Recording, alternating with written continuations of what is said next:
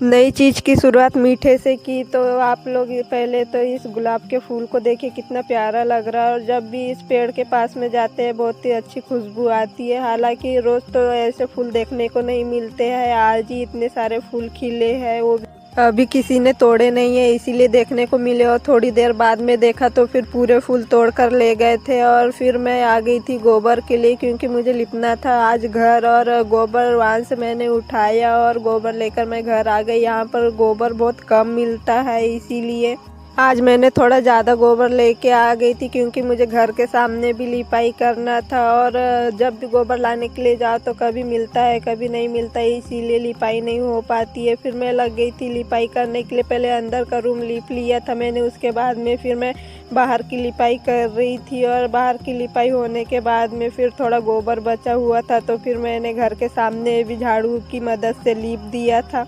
अभी तक घर के सामने एक भी बार लिपाई नहीं की है, इसीलिए हाथ से नहीं हो रहा था तो मैंने फिर झाड़ू की मदद ली। झाड़ू से करने पर अच्छे से हो जा रहा था, वहाँ पर मिट्टी थी फिर भी अच्छे से हो गया था। और लिपाई करने के बाद में मैंने नहा लिया। और नहाने के बाद में फिर मैं लग गई थी अपने श्रृंगार करने के लिए। तो मैंने बिंदी लगाई पहले और फिर सिंदूर लगाया, उसके बाद में फिर कंघी भी कर ली थी। और फिर शाम के समय में मैंने पूरे घर में अच्छे से झाड़ू लगाई। और मैं जब भी कोई काम करने लगती हूँ तो यही सोच कर करती हूँ कि काम पूरा जल्दी कर लूँगी, लेकिन जब काम करने लगती हूँ तो काम जल्दी हो ही नहीं पाता है। जितना जल्दी करने का सोचो उतना ही लेट हो जाता है। फिर शाम को मैंने अंगार सिलगाई पहले तो, और फिर अंगार सिलगाने के बाद में मैंने रख दिया था चावल पकने के लिए, क्योंकि कुछ मीठा बनाना था। तो मैंने सोचा आज खीर ही बना लूँ, क्योंकि मुझे खीर भी बहुत पसंद है, इसीलिए जब भी मौका मिलता है मुझे तो मैं बना ही लेती हूँ। और आज मैं नए चूल्हे की शुरुआत कर रही थी, इसीलिए मैंने मीठे में खीर बनाई थी। और खीर बनाने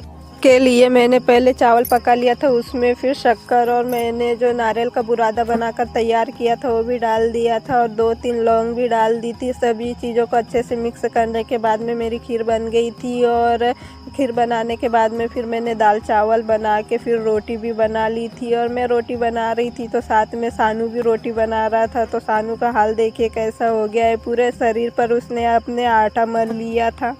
और मैं जब भी जिस काम के लिए रोकती हूँ वही काम पहले करता है, इसीलिए मैं फिर उसको रोकी नहीं, खेलने दी। आज के लिए इतना ही, मिलते हैं नेक्स्ट वीडियो में, तब तक के लिए बाय बाय।